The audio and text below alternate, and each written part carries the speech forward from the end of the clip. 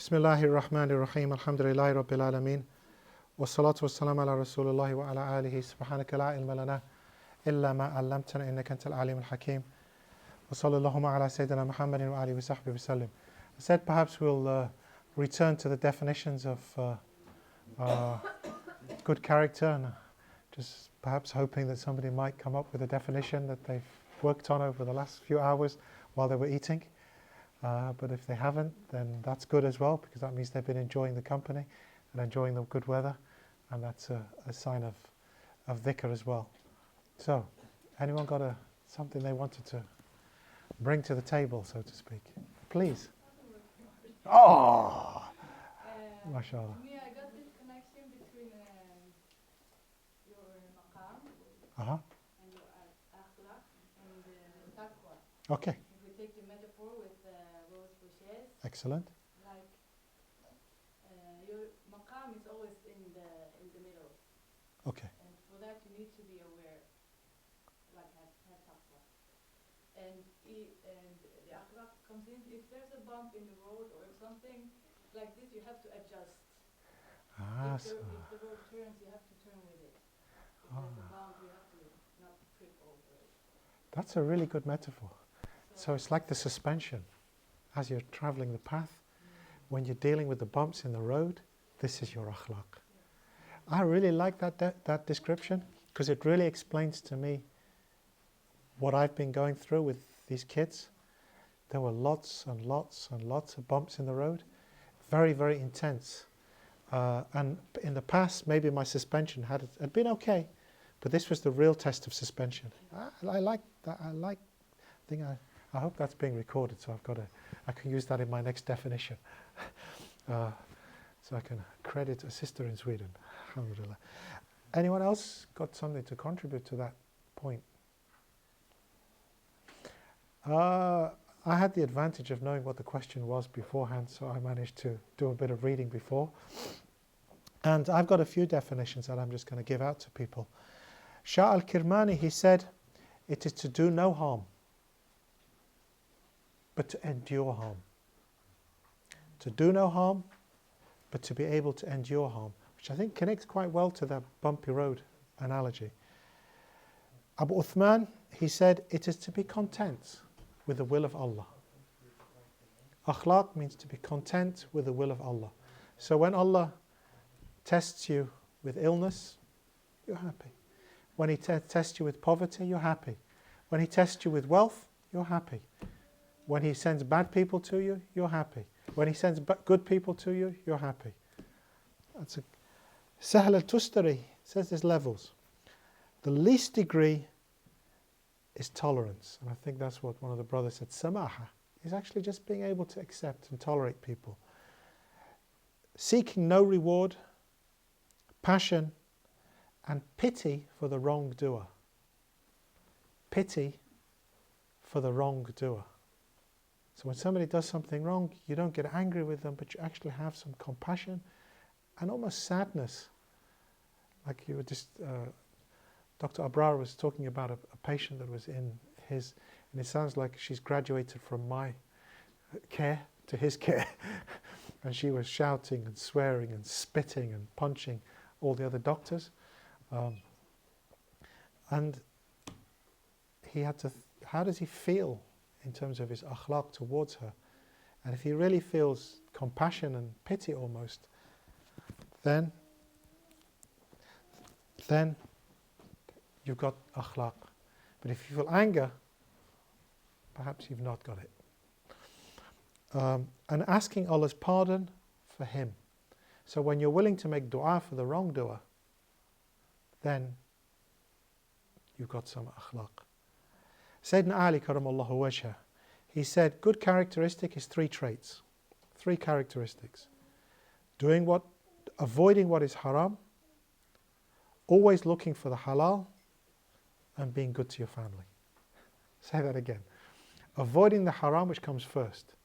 Doing the halal, looking for the halal, and good character, looking after your family. Now, all of those definitions, they describe the fruit of akhlaq. But the reality of akhlaq is that it's a hayya. a characteristic or a trait.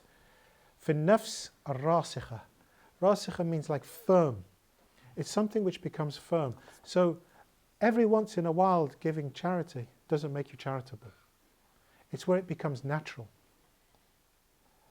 When it's naturally compassionate, when you're naturally compassionate, this becomes your character trait.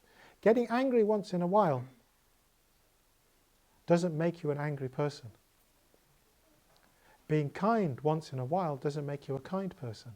It's when kindness is the norm, when it just becomes rasikha. Is that right, firm, would you say? I think it's more than firm. It's deeply rooted. That's it, deep, where it just becomes like part of who you are. It's rasikha, it's like, it's who you are. Yes. You're just kind of kind. And it comes, first of all, with knowledge, and then practice. Ilm, and then, as the sister said, amal, doing something, until the amal becomes, as the sister said, a hal, a state. So you become compassionate. But it's not quite a maqam until maqam means firm, and then it becomes compassion. So that's what we talk about when we talk about characteristics. Right, I have two choices now because we have 55 minutes left. And after this, we just have a question and answer session, is that right? So after this 55 minutes, tomorrow, yeah. Yeah, so this is my last. So, we've only covered 7 or 8 hadith. There's 2 ways we could move forward with this. 6 hadith, actually. Terrible. Either I can move quickly through the text, or I can just do the kind of pace that we've been covering. I'll just put it to the vote. Who would like me to go and cover as much as possible?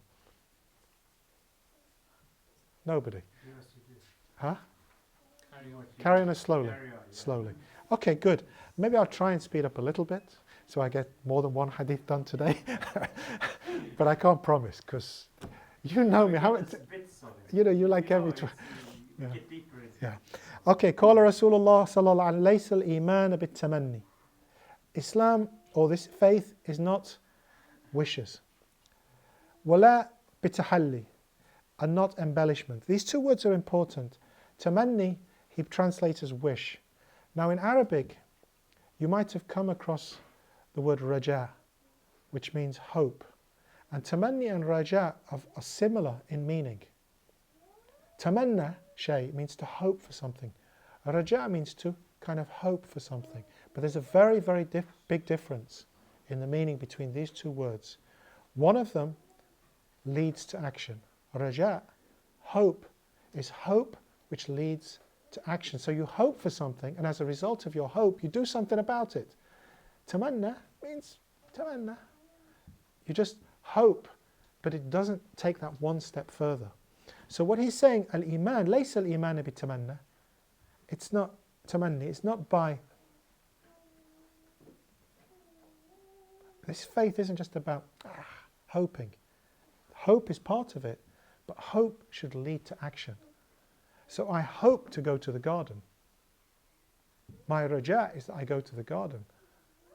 And that's the starting point of getting to the garden, is you aspire to it.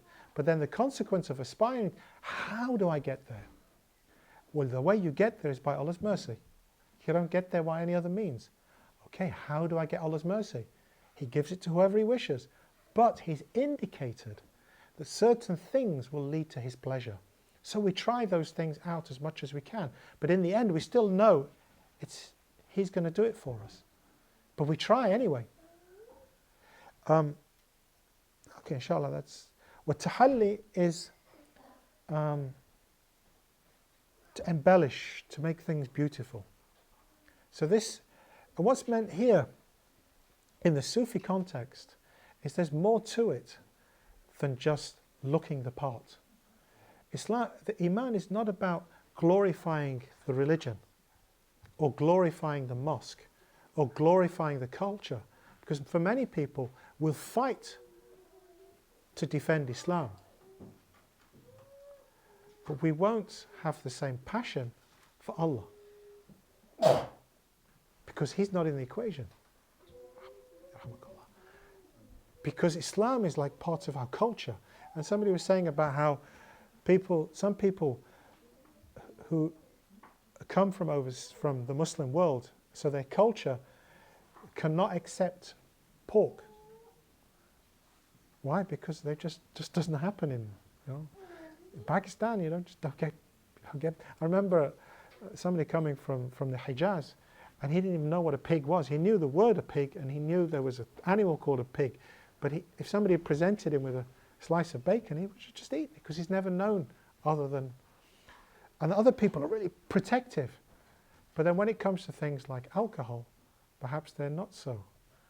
And it's like, well, what defines what's right and wrong in their minds? It's culture, how they grew up. So I can remember somebody saying, that restaurant, it's a halal restaurant. How can it be a halal restaurant? They sell alcohol. I mean, the restaurant itself, the building is halal perhaps, but I'm not eating the building. But anyway, it's the whole idea of weighing up things. If I'm weighing up things by the measure of Islam, what I think is Islam or my culture, and I'm putting that into it, then we've kind of missed the point. We've kind of missed what's really important in this. There's more to it. ولكن, but ما قر في القلب وصدقه العمل. What real iman is that which takes residence in the heart. That's iman. Iman isn't about how you look or what you hope for. It's about what's actually going on inside you. And that's where the emphasis should be, is look to what's important. Because what's important inside, صدقه العمل, action will prove whether that's right or wrong. And when it comes to the crunch, when you're going over the bumps, that's the time when you know, are you really patient? Could you cope with that woman coming into your department, emergency department next week? Because she's going to try. Are you going to be okay with that? Inshallah. That's the test. That's the real test, not did he wear a nice thobe when he was in Sweden. That's not what counts. What counts is, are you able to deal with that lady when she comes in this week? And if the answer to that is yes, alhamdulillah. Just say alhamdulillah over and over again, because Allah's given you something really powerful. Are you pleased with it is a really beautiful thobe you've got, by the way. Don't you think so? I was just thinking that's a really nice thobe. And that kufiya, is that from Mombasa? The style is Mombasan style. I really like that. Are you pleased with your kufiya? I love it too. But that's not what counts here. You know, that's not what counts. What counts is, are you going to be able to stay calm when that lady spits in your face? Because if you can, say alhamdulillah, that's going to count for you. So that's because something's in your heart. And the truth of that is when she spits in your face next time. Well, ilm, ilman. Knowledge is of two types.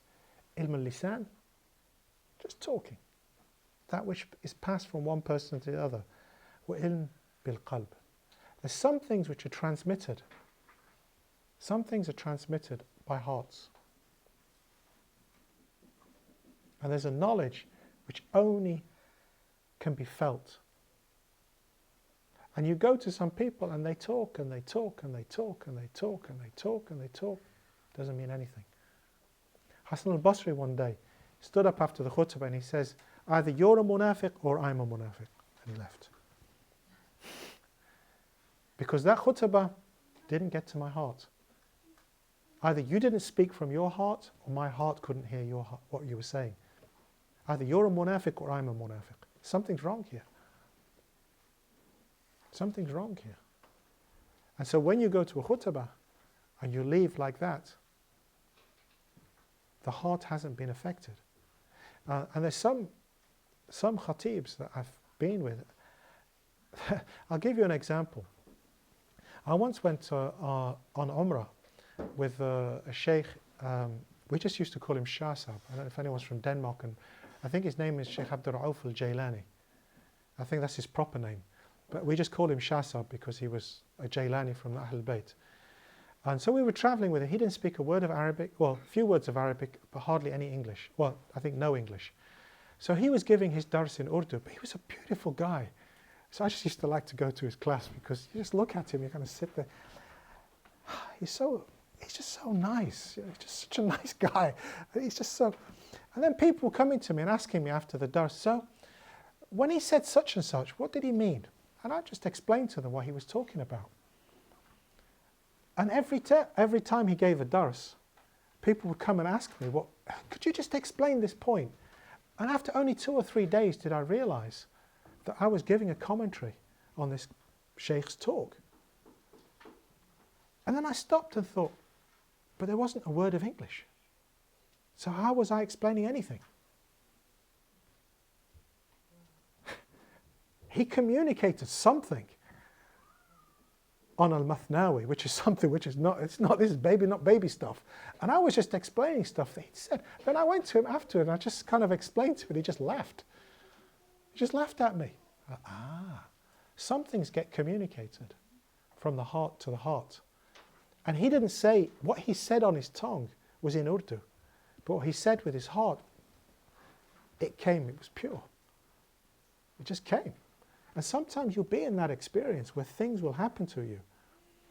And those people that know what I'm talking about, know what I'm talking about. There is a communication of the heart which is beyond. So ilman, ilm bil-qalb, al-nafi' wa ilm al-lisan, but that which is ilm al-lisan, listen carefully, hujjatullah ala ibn Adam. This will be a proof for the children of Adam. And that's scary.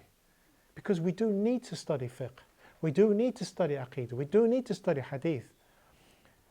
And Yawm al-Qiyamah, you'll be measured about what happened to it.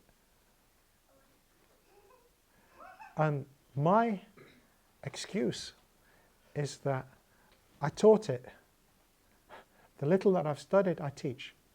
And I'm hoping that somebody's going to practice it. So that Yawm al-Qiyamah, I might not get into as much trouble as if I didn't teach and I didn't practice. So at least I might not practice everything I teach, but I'm hoping that somebody might one day do something based on what I've taught, and inshallah I might get some reward for it. So there's types of knowledge, and the knowledge that really, really counts is ilm al-qalb. But ilm al-lisan, that of the tongue, inshallah is useful. But the most important thing about it is Yawm al-Qiyamah, you're going to be asked about it. Any questions? Where do we find Shah Sahib? He lives in Islamabad, apparently. I went to Islamabad. On one occasion I went to Islamabad, he went to Denmark. Ajib.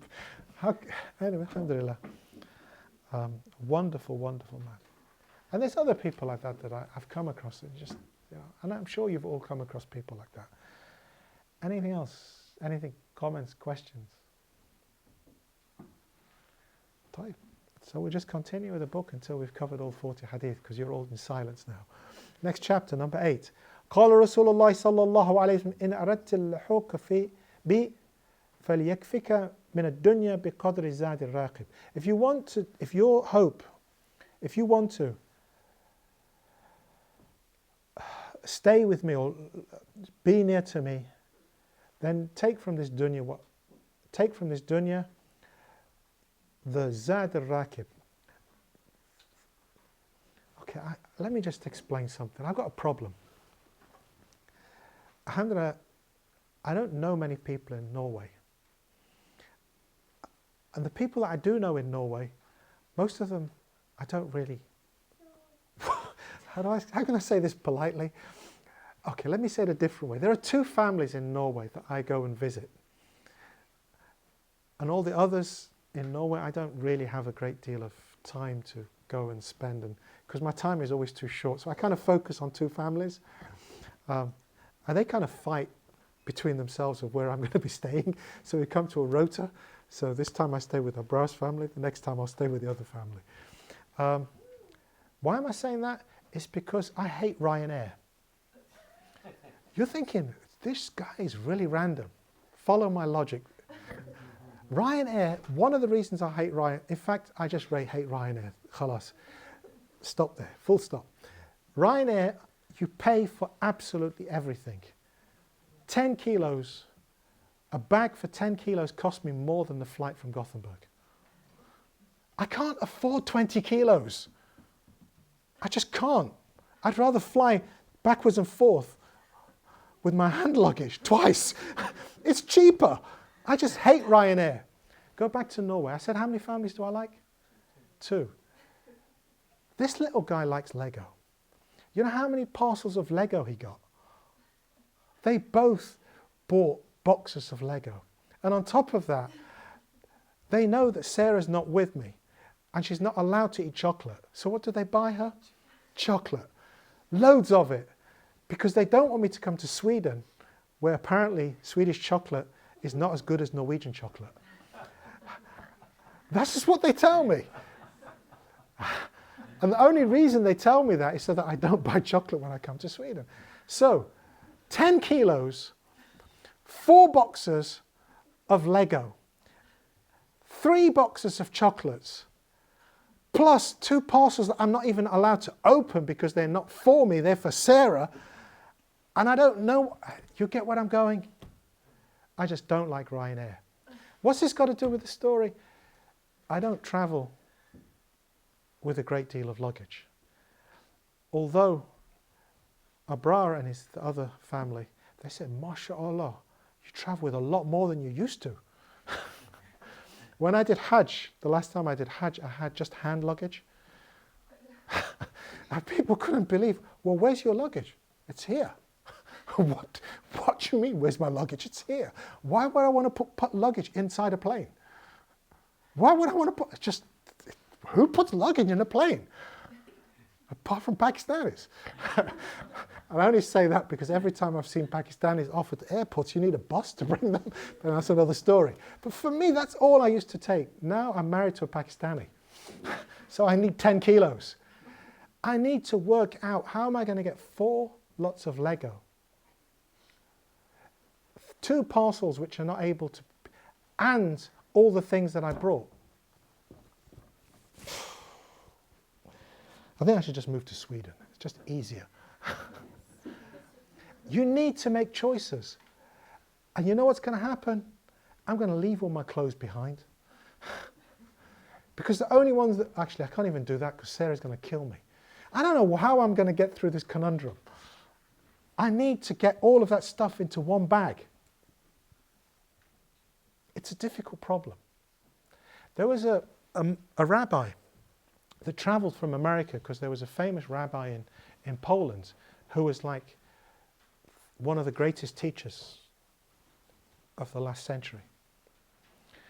And this rabbi arrived at his house and said, "Where's your furniture?" And so the rabbi from Poland says, "Where's your furniture? Where's your furniture?" He said, "I'm a traveller." And the other, "I'm a traveller." He summed up. Now, why can't I just be like that rabbi? Why do I have to have these problems? 4 bags of Lego! It's doing my nut in. This, if you really want to be with Allah and the Messenger, don't travel on Ryanair in this dunya. Travel the way of the Prophet sallallahu alaihi wasallam, not taking more than you need. Okay? Just take from the dunya what you need. And if that's how you live, you'll be fine. Now I have a real problem. He's looking at me and says, "Yeah, you've really changed in Sweden. You became your first." He remembers the days when I came with just a rucksack. Huh? Now I come with hand luggage. You know, an iPad with 2 sets of earphones. You know, astaghfirullah al-azim, astaghfirullah al-azim, I have to balance things. Take from this dunya as if you're traveling. Kun fi dunya ka'annaka gharib. Be in this world as if you're a traveller. Aw abir sabil. As if you're a stranger or you're traveling. And then just organize your life so you don't really have headaches like me. All right? Either don't have any friends who are going to give you Lego, or work out in advance how you're going to deal with relationships, which is another part of akhlaq. I'm going to take all of those things, but the shoes, I'm going to ask you, do you mind doing Would you be offended if you take the boots back? You won't be offended? Because if you will, I'm sure I can get 20 kilos of luggage. It's okay? Absolutely. He's got such good akhlaq. Huh? You see what akhlaq is? He respects the relationship. In the same way that if he told me, no, I'll be hurt, I'll take them. You need to live in the world balancing this zuhud, this not taking anything from the dunya, but at the same time, you have relationships. And sometimes you need to... I'll give you a story of one of the awliya from Malaysia. Anyone from Malaysia? There's a place called Batu Pahat. Anyone know Batu Pahat? Or no Malaysians? Oh, okay. Batu Pahat it used to be a tiny village in the jungle. Now it's a big town. But there was one wali there who really doesn't know anything about the dunya. Somebody came and he gave him this big leg. Oh, I hate there's too many communists in the East. And at the end of it, he's just agreed and listened. After he says, what's a communist? Habib Umar bin Hafiz, who is like one of the big awliya, one of the big scholars of this world, came to visit him.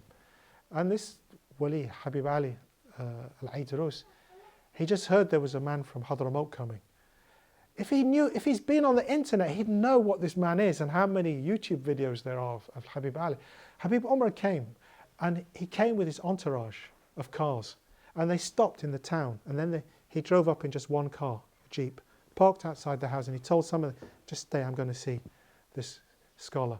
So he came into the house, greeted Habib Ali. Habib Ali doesn't know who this man, he just knows he's a man from Hadramaut. Because what does he do? He goes into the back room, and he comes out and he says, this is for you. And he like gives him 5 krone. And this man is a man that gets gifts from millionaires. He goes, this is for you. And like the people are thinking, what's Habib going to do? You know, is he going to be upset? When he travelled, I had somebody who travelled with him. He said the only person that travelled with less than I do is Habib Ali. That was before I married. Because he once travelled and he packed his sarong, folded his sarong. He says, okay. He says, so where's your luggage? What do you mean, where's my luggage? It's here. And he just looked at him and he thought, only Habib Ali could have packed his luggage like that. And he says, what else is there to pack? He's got his clothes for now. Now he needs just something to wear when he sleeps. So one for the daytime, one for the nighttime. He's only going for 2 days. And that was his luggage. Then he realized who this man is. Once he received a set of shoes as an Eid present, and he almost had a nervous breakdown. And everyone said, are you ill? You ill? He says, yes, but I have shoes. I have sandals. What am I going to do with 2 pairs of sandals? And he was like really, really becoming really upset because somebody had given him sandals and he didn't know what to do. Do I give it back and say, no, I don't take this present? Or do I take them and Yawm al-Qiyamah, he's going to be asked, he's got 2 pairs of sandals. I can't face Allah with 2 pairs of sandals. So, balance your life. You do have duties. And alhamdulillah, I'm very happy that I have 2 sets of earphones. Why? Because you don't really want to hear PJ Masks, do you? And I need to make sure he's happy. So you balance things, inshaAllah. وَإِيَّاكَ مُخَالَطَةَ الْأَغْنِيَاءِ. Beware of mixing too much with the rich people. I don't need to say anymore, do I? Going to see people like Habib Ali of Al-Aydrus of Batu Pahat, that's where you really understand Islam. When you see somebody who's so simple, it's like taking you to another world. Okay. قال رسول الله صلى الله عليه وسلم ابن آدم عندك ما يكفيك. You've got what you need. You've got enough. وأنت تطلب ما يطغيك. And what you look for or what you seek is that which will corrupt you. You've got what you need, but what you seek is that which will corrupt you. Ibn Adam, لا بقليل تقنع ولا من كثير تشبع. That a little won't make you satisfied, or won't leave you content, and a lot doesn't fill you up.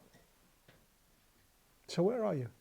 So إذا أصبحت معاف في جسمك. So if you've just woken up, or you've had, and you're okay in your body, آمنا في سربك, you know you're safe, your house is safe, road is safe, عندك قوت يومك, and you've got enough food for a day, فعلى الدنيا عفاء. This dunya be forgotten. That's all you need. So what it's talking about here is qana'ah. Qana'ah is to be satisfied with what you've got. And alhamdulillah, I must miss Sarah, because I think I've mentioned her about 20 times so far in this dars. But the one thing that I've learned from her, the most important thing I've learned from her, is when she became ill, and I'm sure I've told this story, I'll tell it again and again and again, is when she became ill, she was very seriously in an intensive care. The doctors didn't think she was going to make it.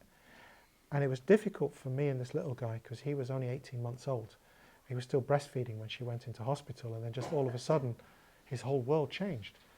And therefore my world changed. It was a tough time. And alhamdulillah, she pulled through, and she got slightly better. She got slightly better. And 4 months later, after 4 months of every single day, backwards and forwards to the hospital, there were signs that she was going to be all right, inshallah. Doctor said, yeah, we don't expect her to make it through the year, but she'll, yeah, lung transplant, she'll be okay. So if we get a transplant within a year, she'll be, yeah, it'll work out fine. So it was a tough time. And I used to keep a diary. And every day in the diary I used to write, I am pleased with Allah's commandment. I'm content with what Allah has planned for me. Almost every day I would write, I'm content. And some of the days I meant it. Some of the days I actually meant it, and other days I wrote it anyway. And then one day she just said to me, I've never been happier in my life. And it really freaked me out. Because every single day I wrote in my diary, I'm content. I never ever wrote I'm happy. I never wrote that I'm happy. And I thought, how can you be happy? I was looking at it, I think, how can you be happy? You know, your lungs don't work. You know, you've got machines pumping oxygen into you to keep you alive. Well, how can you be happy? I didn't say that, but I just couldn't understand it. Until the day she came out. She came out of hospital. Alhamdulillah, one of the reasons I love this guy and his sister so much is they turned up to visit me regularly. But just before they came out, I just got the keys to a new flat, which was on the ground floor. So now, technically, if I could get oxygen in the house, she can come home. It was like Eid. In fact, it was better than Eid. And these two turned up as well. And they bought me a fridge. Literally, they bought me a fridge. They just went to a shop and just bought a fridge. Said, what colour do you like? That's what they say. What colour do you like? I don't know, grey. What happens? Next day, there's a grey fridge delivered in my house. I didn't even think about a fridge. I didn't think about a washing machine because I'm thinking about my wife who's sick, dying in hospital. And then all of a sudden, I've got everything I wanted. I've got a fridge. All I need now is some food.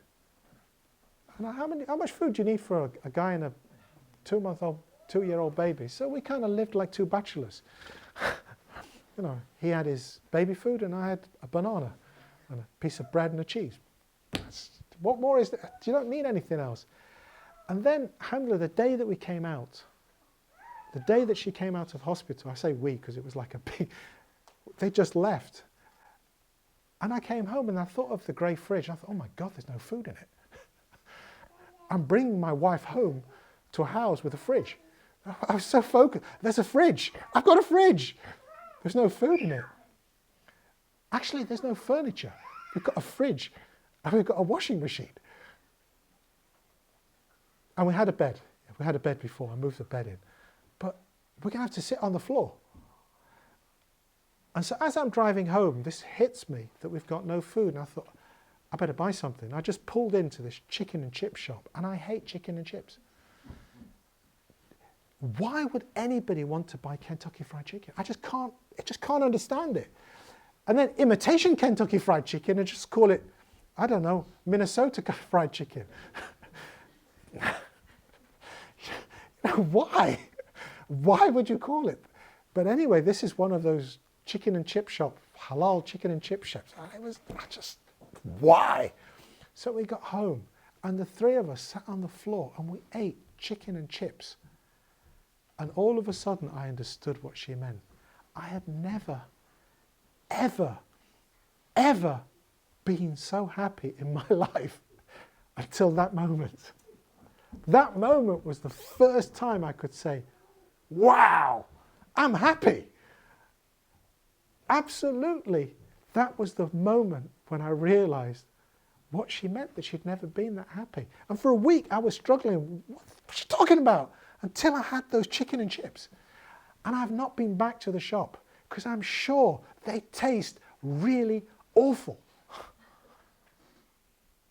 And I don't want to go to that shop and eat chicken and chips and say, oh my God, did I eat these? Huh? On the 9th of August 2016 at 5:30 p.m? No, I want that moment to be the moment of true happiness. Chicken and chips with Sarah and Idris on the floor and a grey fridge with nothing in it. That's pure happiness. Absolutely. And I didn't know that until Sarah taught me.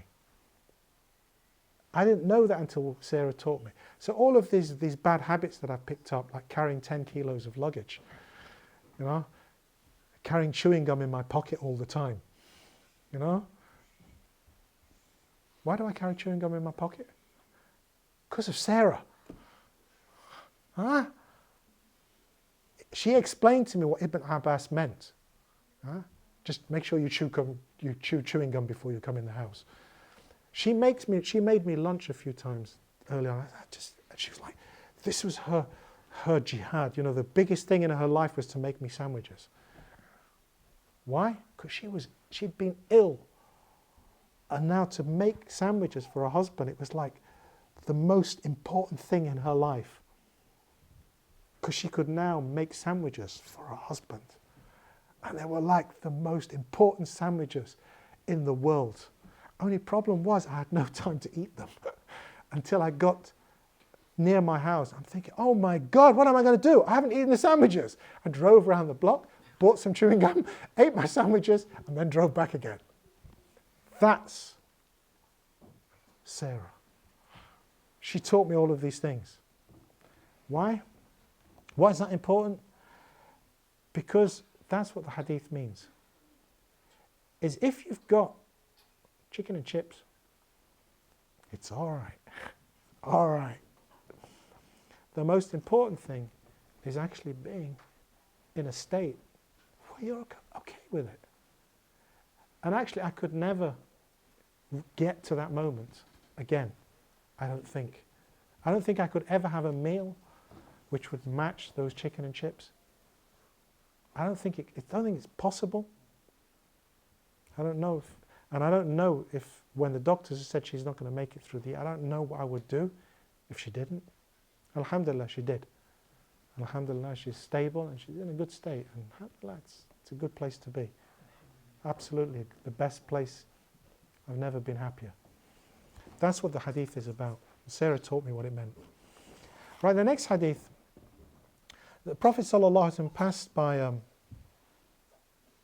somebody, Sayyidina Harith ibn Malik. فَقَالَ كَيْفَ أَصْبَحْتَ? How are you doing, Ya Haritha? How was your morning? How have you come to your morning? فَقَالَ أَصْبَحْتُ مُؤْمِنًا حَقًّا. I'm a believer. What? He answered the Prophet ﷺ, I'm a believer. So the Prophet ﷺ, انظر ما تقول. Look at what you're saying. انظر ما تقول. إن لكل حق حقيقة. Every reality, every haqq has a reality. The statement like that, there must be a reality. فما حقيقة الإيمان? What's the reality? Explain to me what that means. قال عزفت نفسي عن الدنيا. Dunya doesn't mean anything to me. كأني أنظر إلى أهل الجنة يتزاورون. It's as if I can see the garden and the people traveling around it. وكأني أنظر إلى أهل النار. And I see people of the fire يتضاغون, crying about each other. فقال يا حارثة عرفت. You do know. فالزم. Stick to it. Those that know, they don't say anything. You see what his maqam was. And the only reason we know is because the Prophet ﷺ asked him, so what's your state? So that we could understand what the state of the companions was, and also that we can aspire that that's what we should be looking to get to. There's another statement where the Prophet ﷺ said exactly the same. انظر ما تقول. Literally it means look at what you say. Sorry, you know I'm a literalist. Look at what you say, but a proper translation would be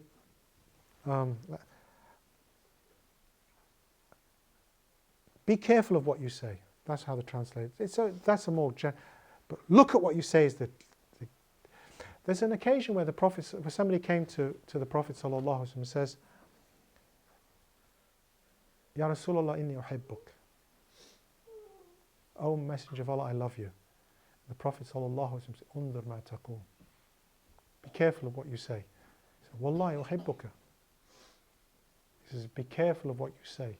He said, I swear by God, I love you. Be careful of what you say. He said it a third time. Inni uhibbuka. He said, Undur ma taqul. Look at what you say. And then he says, Siyatika ilayka. So what will come to you are floods of water, of musibah, of tests and tribulations, because of what you said. So tie your legs tight, like a camel. What it means is that if you truly love you truly love the Prophet ﷺ, there will be challenges coming that way.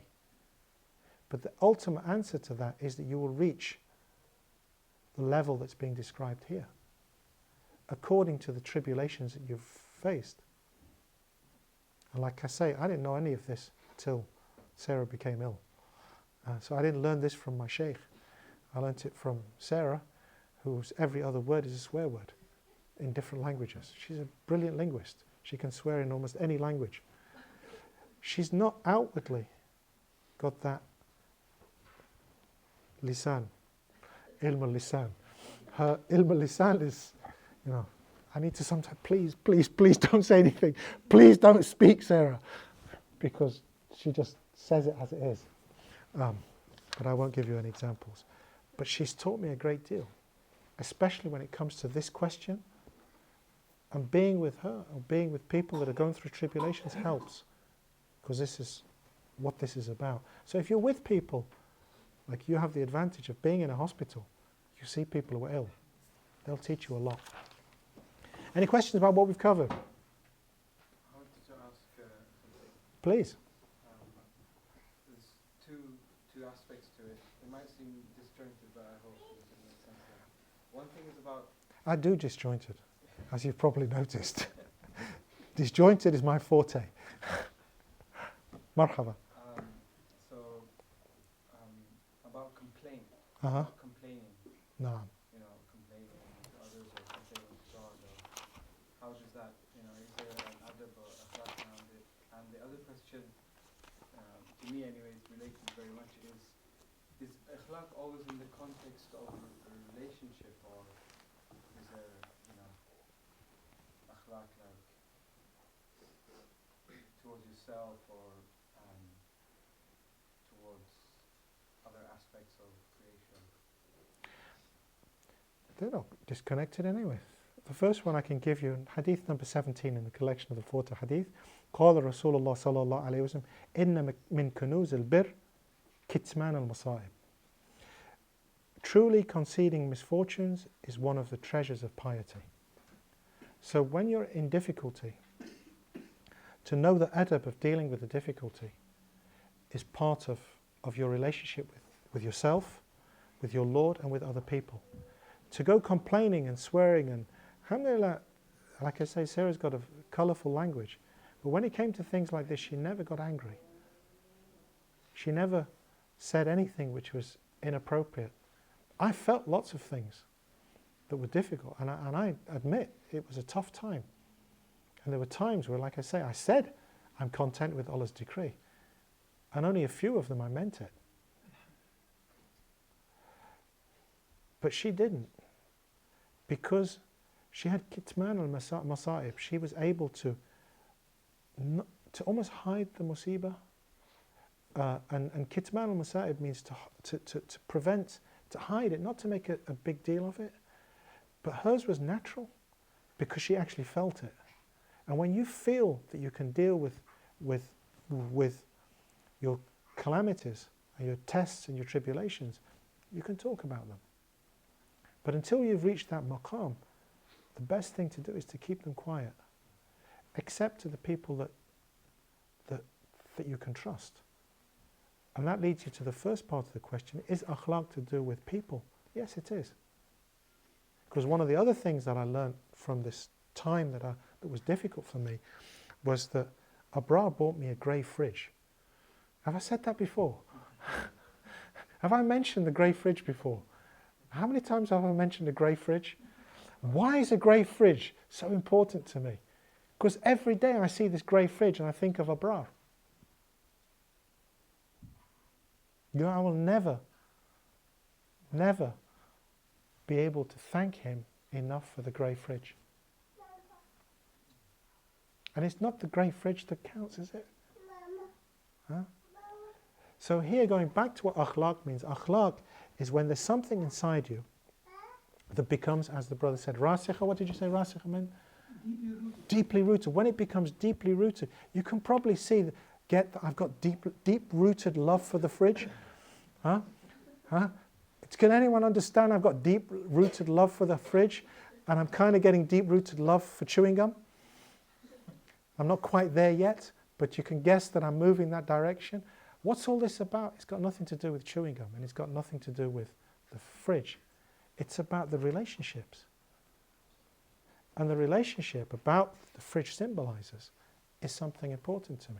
The relationship of that khutbah 10 years ago in Masjid Aisha is not about the actual khutbah, it's about the relationship. So it is to do with that. And once it becomes deeply rooted, I don't need another fridge, by the way. So if anybody ever buys me another fridge, it's not necessary. But then there's other things that happen.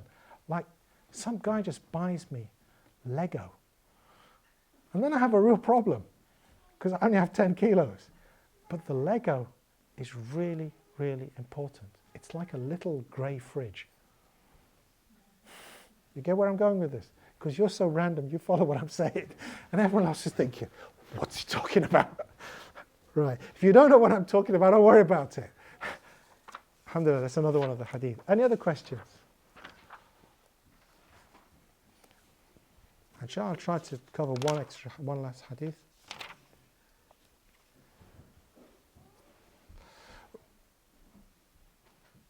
Right, actually, I wrote down a few notes about this contentment, this idea of qana'ah.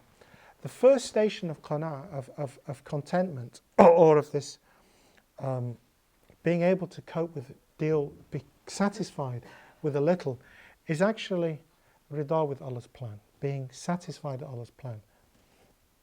And then ar-rifq bil-infaq, actually giving,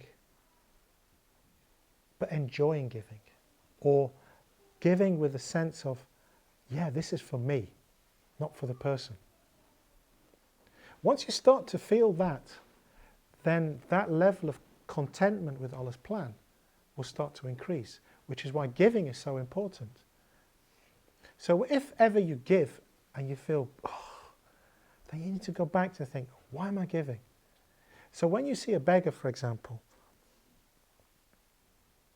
you see, yeah, he's taking my dirty krone, those dirty pieces of paper,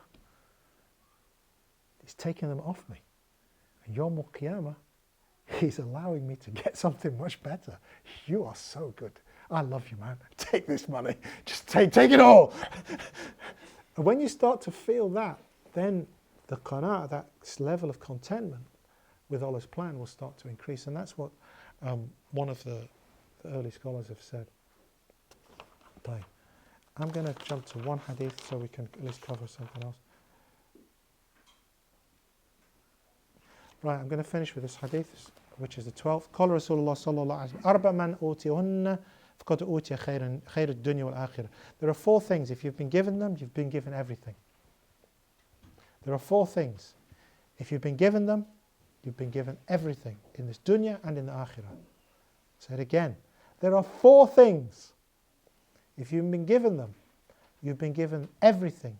All the good of this dunya and the akhirah. And that's the last thing I'm going to say. What are they? قَلْبًا شَاكِرًا. A heart which shows gratitude. You see why that fridge is so important to me? Because you can't show gratitude to Allah unless you can recognize لا يشكر الله من لا يشكر الناس. The people that can't thank other people, they're not able to thank Allah. So the physical entity is to recognize and to show adab. وَلِسَانًا ذَاكِرًا. And a tongue which remembers. وَنَفْسًا عَلَى الْبَلَاءِ صَابِرًا. And a soul which when it's being tested is steadfast. وَثِقَّةِ بِمَا تَكَفَّلَ اللَّهِ. And being firm that Allah will provide for you. That what's been promised to you in terms of rizq. How do you define rizq, by the way? Rizq is Risk, yeah, you can say your daily bread. daily bread. Oh, that's a nice phrase. Yes. Daily bread. You're Okay. earning. You're earning. Yes. That's my Experience. Sorry? Sustenance. Provision. Oh, I like all of those translations. The definition, مَا يَنْفَعُكَ. That which is beneficial to you. كُلُّ مَا يَنْفَعُكَ فَهُوَ رِزْقٌ. Everything which is of benefit to you is considered to be rizq. So your awlad, your children, are your rizq. Your knowledge is your rizq. Your provisions, your daily bread. And usually it's, well, that's the general term, but the specific meaning is usually your daily bread. Or more generally, your provisions. But the actual meaning of rizq is that which is of benefit to you. So your rizq has already been planned. Your rizq has already been planned. Those chicken and chips were destined. And so far Allah hasn't planned for me to return to that chicken and chip shop. Alhamdulillah. But if He does, I'm okay with it. Can you just repeat these four? طيب, please, I'm glad somebody asked me that question. قَلْبًا شَاكِرًا. A heart which shows gratitude. A grateful heart. وَلِسَانًا ذَاكِرًا. A tongue which remembers Allah. وَنَفْسًا عَلَى الْبَلَاءِ صَابِرًا. And a soul which is steadfast when tribulations come. وَثِقَّةَ بِمَا تَكَفَّلَ اللَّهِ. And being certain that Allah is going to sort it out. He's going to give you rizq. He's going to give. You don't need to worry about your food. The food will come. If Allah's planned, it's going to come. If He hasn't planned, it ain't coming. So don't worry about it. Okay? Sister, you had a... I was just thinking because everything Allah sends to you is of benefit for you. Khalas. Everything is Yeah, that's because you see things differently to a lot of other people. Sometimes, so based on what you have just described, being kicked in the head is a rizq. Yeah. Huh? I didn't know that until September the 4th, which is the first time I got kicked in the head by one of my pupils. But now I know. I should have met you earlier, sister. You should have organized this last year. Oh, you did, sorry. Yeah, so the person that really sees, because that goes back to what one of the other sisters was saying about seeing. Akhlaq is about seeing the reality. So now you're describing to me what I should be seeing. Everything I can see the benefit of. I can see the benefit of going hungry. So therefore, not having rizq is rizq. Type. Any other questions or comments? فسبحانك اللهم وبحمدك أشهد أن لا إله إلا أنت أستغفرك وأتوب إليك وصلى الله على سيدنا محمد وآله وصحبه وسلم جزاكم الله خيرا.